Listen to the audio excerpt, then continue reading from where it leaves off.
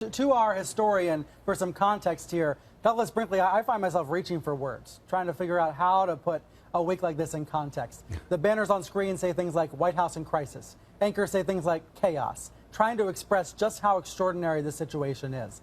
Help us out. How do you convey what's going on with the Trump White House?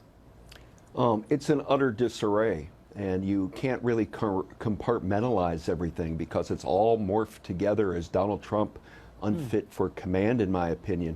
I mean, you could go look at Godfather You said he's movies. unfit for, let me be clear, you said he's unfit for command.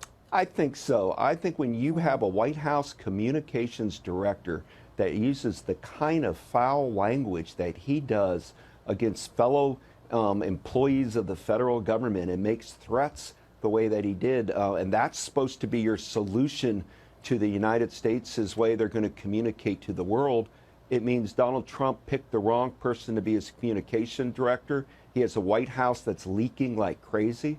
As just mentioned, there are people ready to whistleblow. He thinks that you can govern by chaos, and it's not working.